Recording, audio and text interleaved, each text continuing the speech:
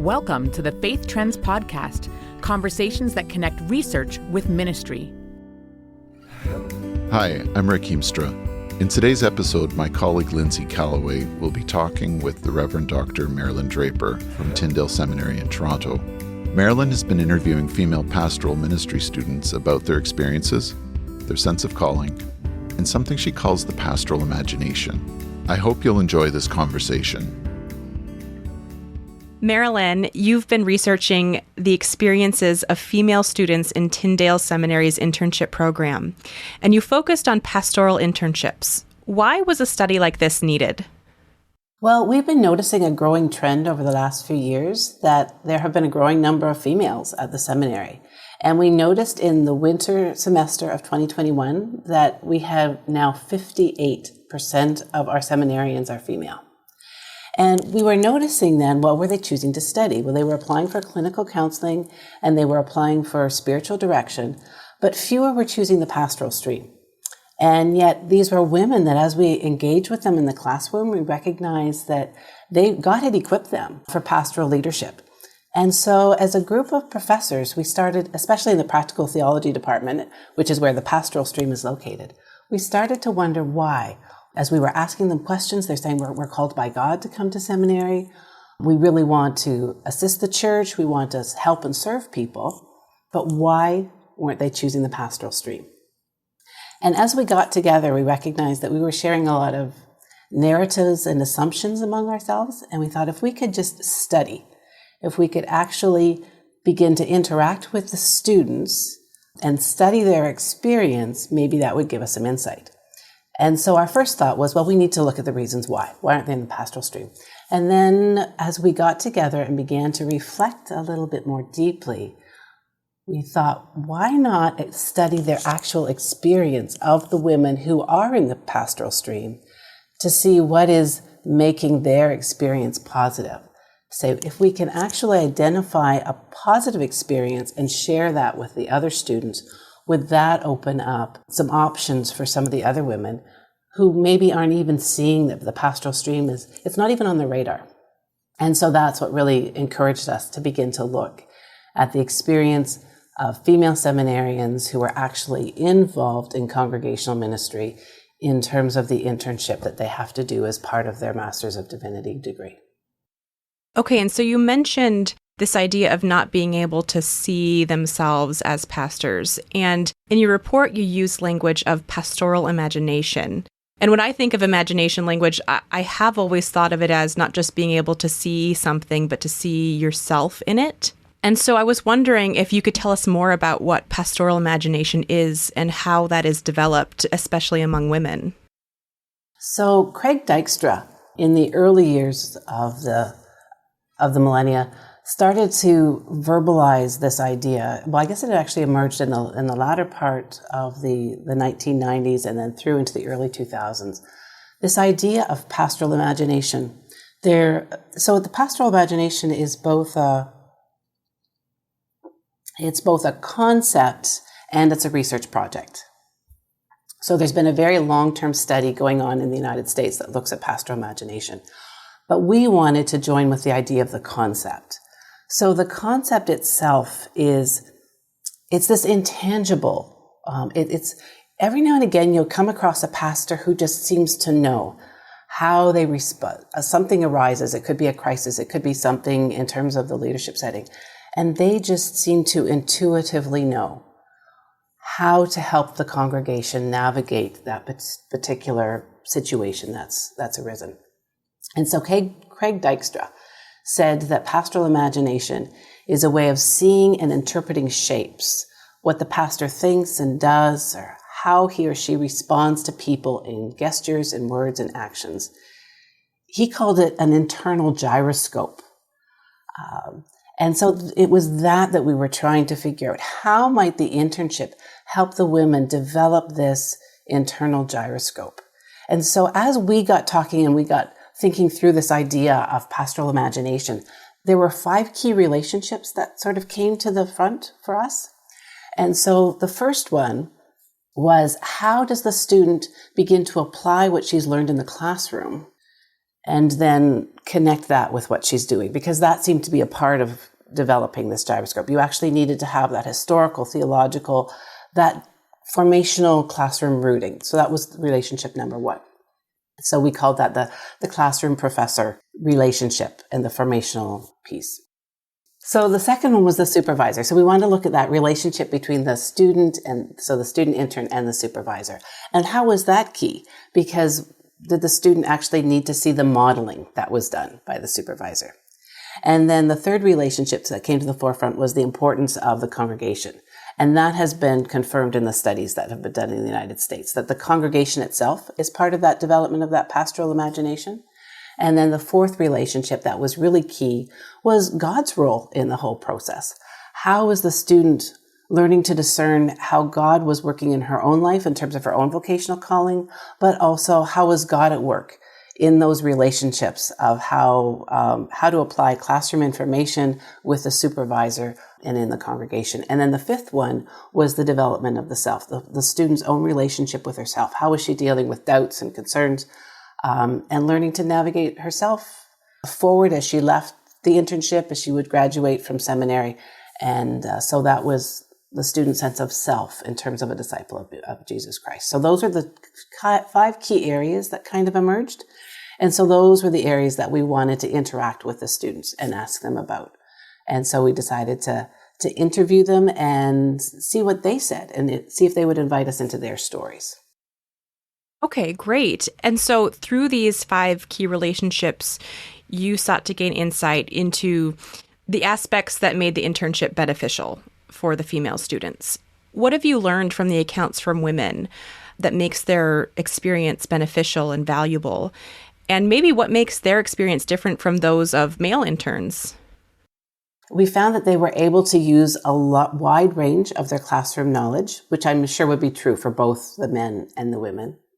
But what we found was that the women particularly responded to the positive nature of the supervisors. And I think that that's probably what surprised me the most was we were expecting that the relationships of the supervisors were going to be key. And so that's why when we chose to do the actual interviews, we ended up interviewing interns and their corresponding supervisors. And we discovered that there was a lot more in that relationship, I think, than we had anticipated there being. That those supervisors opened doors for those women in their congregations. One intern, she talks about her supervisor inviting her, right? They said, bring yourself, bring your whole person to this internship. And that for her meant bring myself as a woman. Because I think some of the underlying assumption was we can come, but we have to lead. We can come into leadership, but we have to lead a particular way. We have to lead as a man, or we have to lead based on a certain idea of what a leader is. And for these supervisors to open the door and say, we're recognizing you as unique individuals, and we want you to actually function in this place as God has created you with your unique set of gifts and interests and ways of serving. The women found that incredibly freeing. And so for me as a researcher, now we're still currently going through the data. I'm going back through some of the interviews, and to see and hear the delight in those women's voices that they were allowed to come as themselves and not as men is really both a sense of encouragement, but also I think a sense of challenge for the church as well. Wow. I'm curious to know, were the supervisors, were they women themselves, or were many of them men? So we ended up interviewing 5 women. We decided to choose women who had come back to the school. They'd finished their internships and had come back with very, very positive experiences. So we thought that this research would be an appreciative inquiry. Let's take some information-rich, very positive experiences and explore them in more depth if we can. And so we looked at 5 women and 5 supervisors, and 4 of them were men and 1 of them was a woman. Okay. And so thinking of being a supervisor as a man, how do you invite women into that space without translating maleness into leadership? Oh, one supervisor, he said, anywhere I go, she's going to go. Anything I do, she's just going to do it. And that was his philosophy. Right? If I'm sweeping the halls, she's going to be sweeping the halls. If I'm giving a sermon, she's going to have an opportunity to give a sermon. If I'm at a funeral, she's at a funeral. Now, she actually did start that one before COVID. So she had a little bit more freedom than some of the ones who we studied who did their whole experiences during COVID. Sure. But that was an example where we saw a man just opening the doors. It didn't even occur to him that he would do anything differently with a male or a female. Wow. So it wasn't necessarily manner, but opportunities. Opportunities.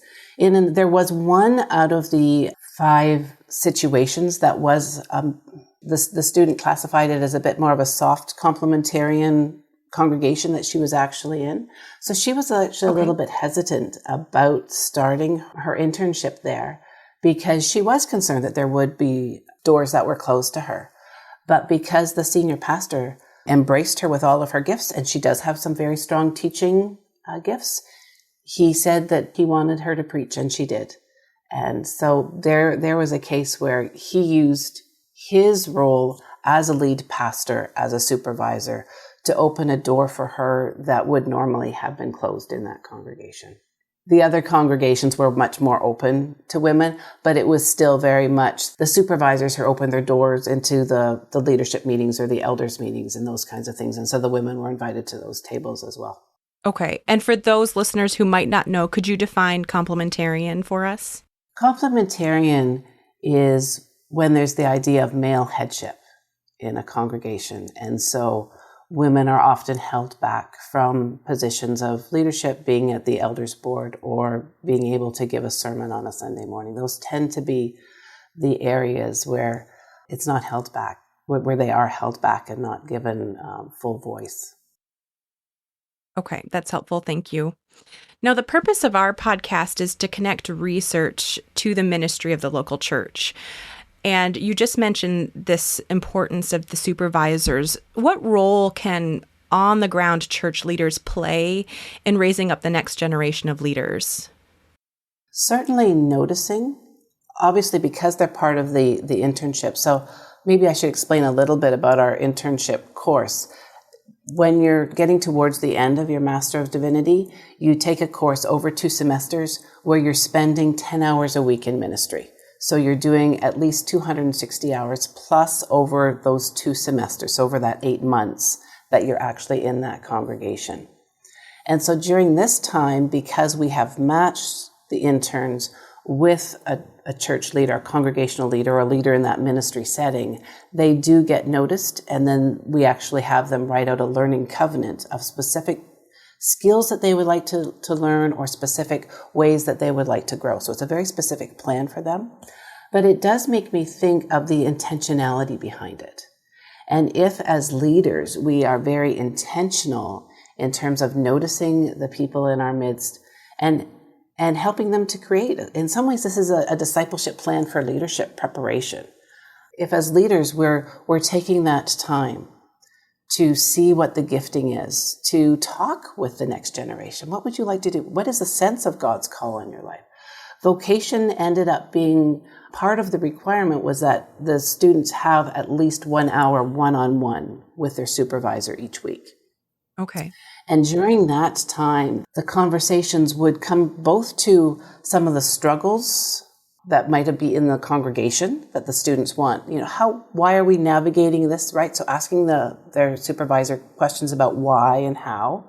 They're also asking perhaps some theological concerns that they have.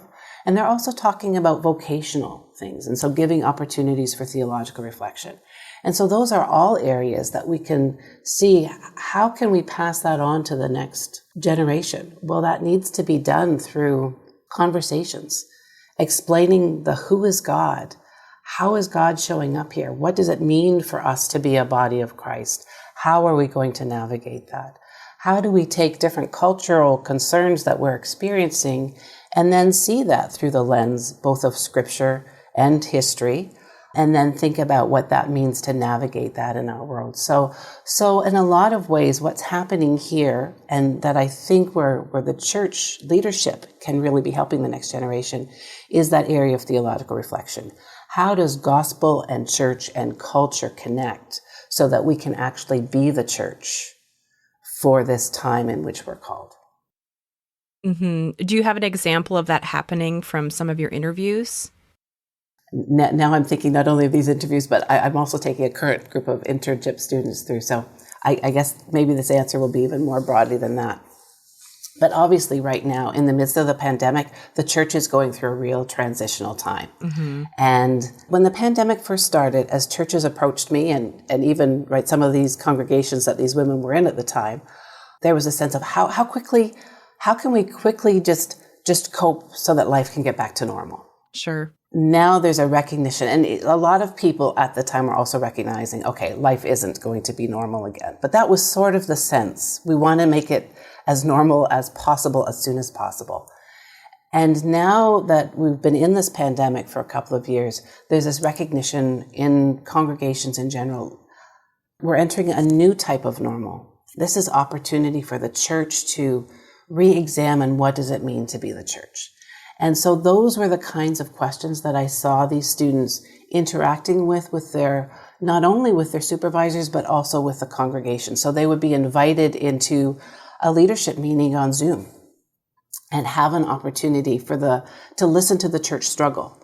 Do we open? Do we close? What does it mean to have communion together? Do we have to meet together in order to have communion? Can we have the Lord's Supper and share it on, porches? Can we do it over Zoom? What does that mean theologically? They were hearing discussions of what does it actually mean to be the church? What does it mean to be the church when we're divided? When we're divided over science, when we're divided over the response to the pandemic? How do we allow for unity, but with different understandings? And how do we encourage discussion that is helpful for our congregations? I would say that all of these congregations were finding ways to navigate all of those conversations. And so that was really helpful for the students to watch that. Because we talk about some of these things in the classroom, but that is still a hard piece for the students to navigate. And I would say that that's one of the things that did come through in the studies, is that even though, for example, the area of women in leadership, a lot of our different courses actually will bring that to the forefront, right? If you're taking some of those biblical or New Testament courses, right? We have a course on women in the Old Testament, and the New Testament course is looking at some of those passages that might hold women back, or how might they bring freedom. I teach a course on women and men in ministry. So we do talk a lot about women in leadership in different settings in the classroom. But the women actually found that once they were in those congregations, they needed help to navigate those on a different level. Because sometimes there is an undercurrent of questioning. It might come from the woman themselves. It might come from the leadership team. It might come from the congregation, or it might come from the denomination. And so how do you make those kinds of connections? Those are all ways that studies like these are going to be helping the church navigate what it means to be the church in our new reality. And I think we need to hear the women's voices, because there's a lot of creativity that also came through. As the students were asking questions, I also saw responses from the supervisors of, yeah, it was great to have these conversations, because it got the supervisors, those lead pastors, thinking as well about what it means to have more women at the table. Wow, that's really heartening to hear, just that these students are being given the opportunity to sit in on these really formational conversations that are happening at the church level that you really can only think about, I think, in the classroom, and think about at a conceptual level, but seeing that when it impacts daily ministry, where the rubber really meets the road, it's just very heartening to hear that students are getting those opportunities and learning from them. It sounds like they're so valuable. Now, even in our own research that we've been doing, especially among small church pastors, as you know, Marilyn, you're part of that partnership, we've seen that women, especially as they're growing, they may have sensed a call to ministry or some sort of aspiration, but they didn't have the role models to shape that calling or to understand that. And a few pastors even said that just having never seen a woman in leadership led to a delayed clarity about their calling in ministry. How do you help form a call in women, or at least discern a call that's already on their lives? What does that process look like? I was actually the first, when I was hired at Tyndale as a full-time professor, it was the first time that there was actually a woman in that practical theology department, the whole area of the pastoral stream, where a woman had been hired full-time. So I came with a background in church planting, background as an ordained minister, background in pastoring. And so I found a lot of my hours, my first couple of years at the seminary, were simply interacting with students. The other professors would come out of their offices and be amused at this line that was stretching down the hallway of students that wanted to speak to me. And what surprised them actually was it wasn't just women. That then there were male students who also wanted to come and talk to me as well. And it wasn't that they necessarily wanted to talk about women in leadership, though some of them certainly did, but they wanted to talk about all sorts of things: evangelism, discipleship, leadership, all the different areas that I teach. But it was just, I think, nice to have another voice, someone with a different perspective come in. So that is certainly part of shaping that vocational ministry, is that one-on-one time. It's also the small group time, right? Having a whole group of seminarians. One of the things that we do as part of this internship process is we actually create small groups among the students where 3 or 4 students will meet with one of the intern professors. And we talk about issues that have arisen in the church or questions that they're facing. So that's part of the formational process as well. But I think the difference that a lot of the students speak about is simply seeing a woman. And certainly there's a book that was done out of some study in the States called She Preached the Word. And it's saying the number one factor for women being accepted into ministry is having seen a woman in Christian leadership. For a woman to be in the pulpit, the number one factor is if you've seen a woman in the pulpit, you tend to allow for a woman in the pulpit. I can speak actually from my own experience. When I was an intern, when I was doing my field education back in my seminary days, there were a group of us. There were 4 people, students interning at the church at the same time. And as part of our requirement, we were to each preach. Well, I was in a congregation where women just simply didn't preach. But the pastor was very supportive that I should do the same things that the 3 male seminarians did. And so I preached my first sermon. And at the end of that time, I knew that there was a man who was particularly concerned that I was doing it. At the end of the time, came forward and shook my hand and said he changed his mind. Wow. And his comment was, "You didn't say anything that was against the Bible. And besides, what you said was said in a lot better than a lot of men I've heard, to be quite honest." So I had a little chat with him, and it was simply because he'd never seen it before. And so that's what I'll often tell my students, was you may be in this kind of a situation, and sometimes that's all they need. They don't need arguments. They don't need you to change their minds. They need you to get up and do what God has called you to do. And some will change their minds, some won't. But it's often in the process of watching a woman lead that other men and other women, because sometimes it's the women who are actually concerned about females leading too, we'll see, yeah, this is bringing a new voice. It's bringing a new perspective, or it's bringing the same voice in a new way, right? Because that's the sometimes that's the concern. Sometimes as a thought of is if we have a bunch of women at the table, are we going to be talking about whole new things? Well, no, we're not. We're still coming back, making sure that what we're doing is very scripturally based. We're still connected with 2,000 years of church history. We're still very much trying to talk about what does it mean that the gospel is good news for the world in 2022. So all of those things combined to help students recognize that, yes, they can move into these positions of leadership. And it's something that we're navigating together. We're continuing to study the scriptures to make sure that what we're doing is in line with the scriptures, also recognizing that we bring certain lenses that we've been shaped to the scriptures. And so we need to be asking one another questions. The other thing we've done at Tyndale is we had our preaching professor retire, and we hired a young woman who's absolutely delightful. She's recently finished her PhD at Toronto School of Theology, and she's moving into those preaching courses.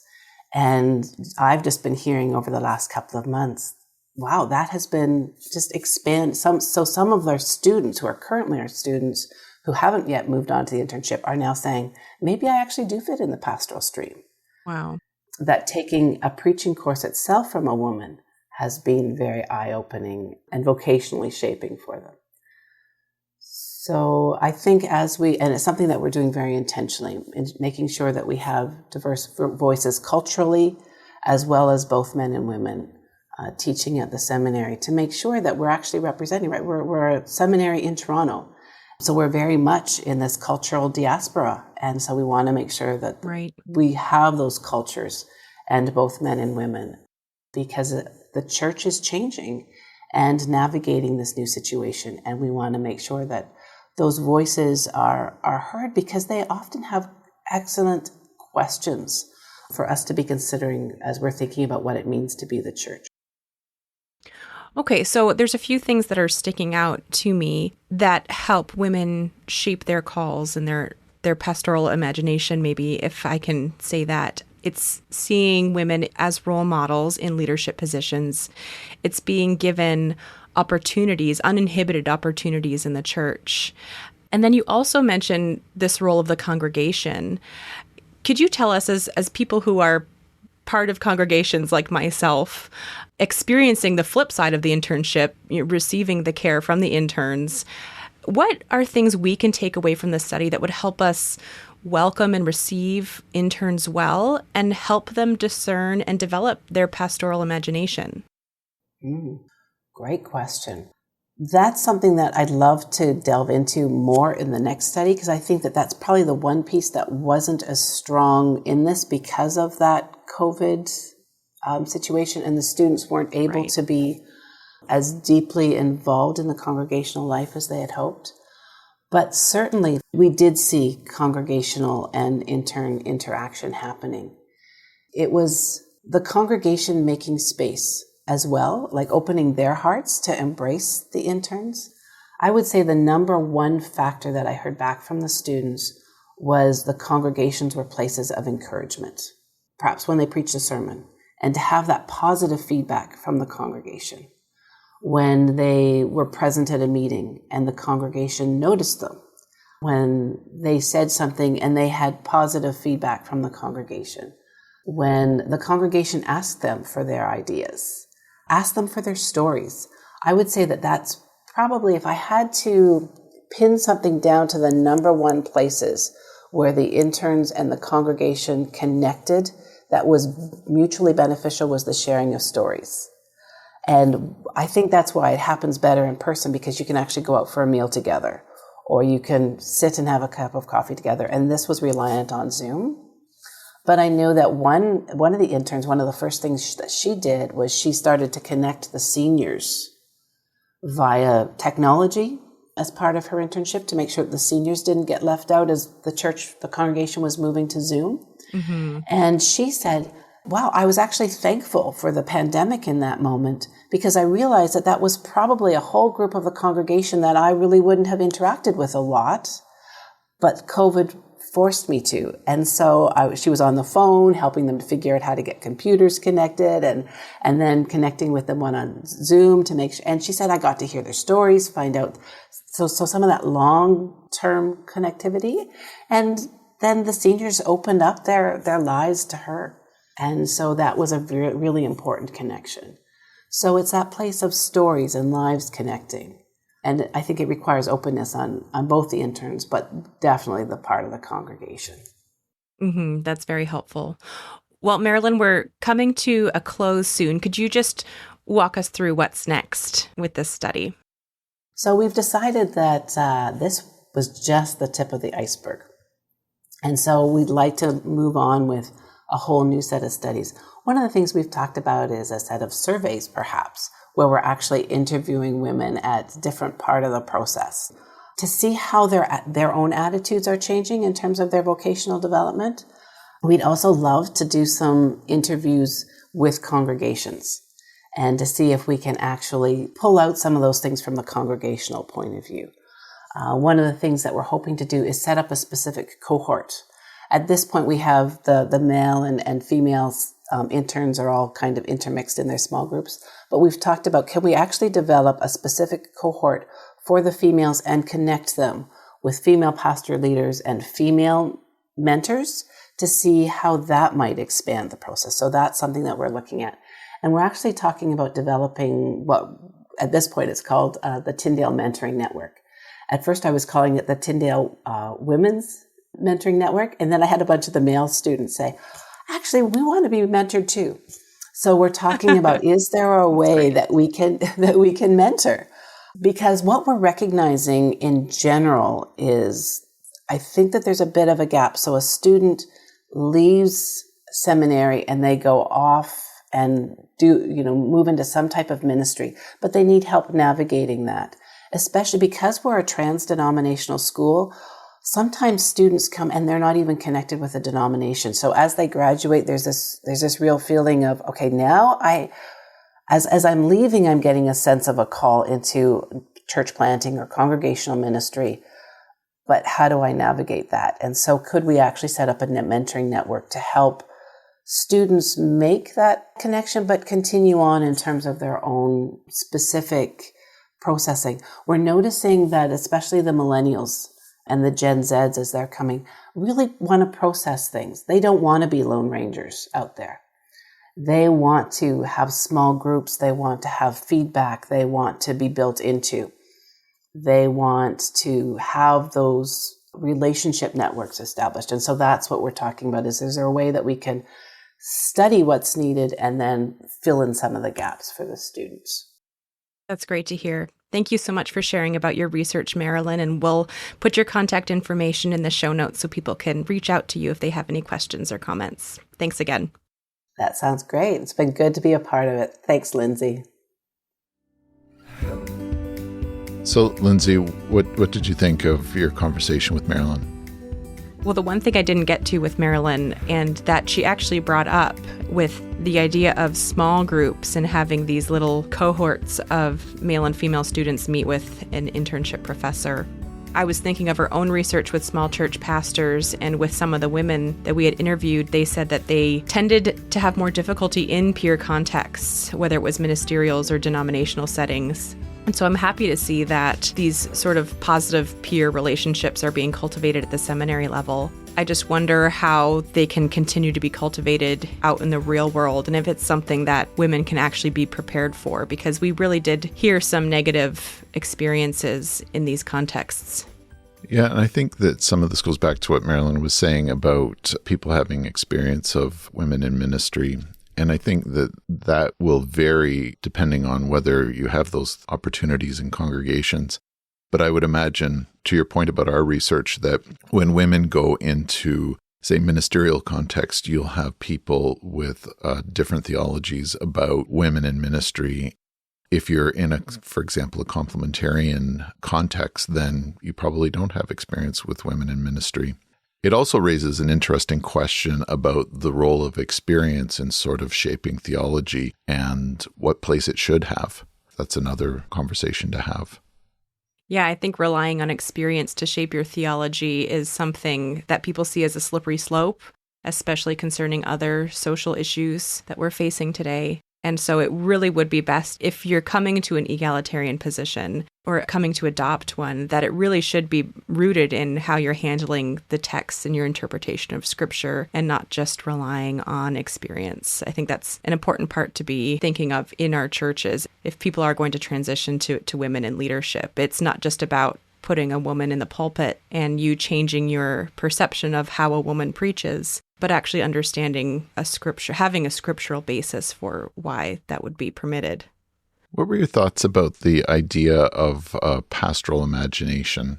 I think the concept is still a little illusory for me. I can't quite grasp what it is? It seemed like, do you have pastoral intuition, or can you develop an intuition for what it means to respond pastorally to situations in the church? That's at least what I took away from her Dykstra quote. But I think it is important to have some sort of idea of what it means to be a pastor, what it means to be fulfilling the role. In the interview, Marilyn mentioned that the idea of pastoral imagination was first proposed by Craig Dykstra. This idea of a pastoral imagination, at least the way that I'm hearing it, is a little bit like the nature-nurture debate about child development, right? The idea, do you have these innate skills or can you be taught them? And it's really kind of unclear to me what those are, because on the one hand, it does seem to be something that's innate, because Marilyn describes it as you have students that every once in a while just know. And yet the point of the internship program is to help develop that within them. And just as with the nature-nurture debate, can you teach something that is kind of an inherent skill? That's kind of still something that's unclear to me about what exactly that is and what exactly the internship proposes to do in order to cultivate that. Another thing about pastoral imagination is really how does it relate to calling? So sort of something that I'm thinking about, because pastoral imagination seems to be, in the way Marilyn was describing it, very key to calling. In some ways, it's a little bit different than the way some traditions would have understood calling to be, sort of a calling that first comes from God and then is confirmed by his people. And there's different versions of that. But this seems to be something that then can be developed either through conversations, through seminary. And I think that there's a lot more conversation to be had about just what it is we're intending to do and how we understand that role in calling. I don't know how you would study calling, but that might be something to look into in the future. And is it something that's latent that needs to be awakened, or is it something that you're born with? And maybe, again, that's a nature-nurture thing as well. But it would be interesting to look into the nature of calling and the role that plays in pastoral imagination, but also in any sort of vocational pursuit. But I think it is important when it comes to ministry. I think that Marilyn's point about how women and others bring different perspectives to the challenges faced within the church is a really good one. Up until recently in my own church, we've had a very capable senior pastor, and clearly she brings a more empathetic, relational approach to her ministry and to the way that she talks about and understands God than I've seen with male pastors. Sometimes I think that that's very good for an age that is more relational, and people are, ironically, in a connected world, we're very disconnected, and it's very difficult to find deep, meaningful relationships. And sometimes having a perspective that really emphasizes that can be, I think, a very refreshing thing for the church. Mm-hmm. But I'm just thinking, when you are a forerunner, or if you are the first woman or person of color to preach, oftentimes you represent what people will think of your group occupying that role. And that can be a great burden to bear. I think you are held to a higher standard. And at times, I think it's essentially the burden of tokenism. You do have this pressure to perfectionism. I think it's something that maybe at an academic level or at this is an opportunity in the internship experience to evaluate and think about and support as people are bearing it. Marilyn talked about the man who changed his mind when he heard a woman preach. And his point was that she didn't say anything that was against the Bible. And I think sometimes in our churches, there's this sense that in pushing to have women in the pulpit, that there's a whole lot of other freight that comes along with that. And really what they're not so concerned about is women's capacity to preach or whatever. It's all the other freight that sometimes seems to come along with feminism, that they're worried about that changing the theology. And the comfort that this man found was that she didn't say anything that was against the Bible.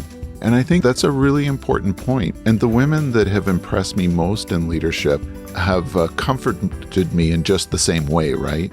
That they were there preaching the gospel, that they were very faithful to Christian tradition, that is what I looked at and said, there's a strong leader.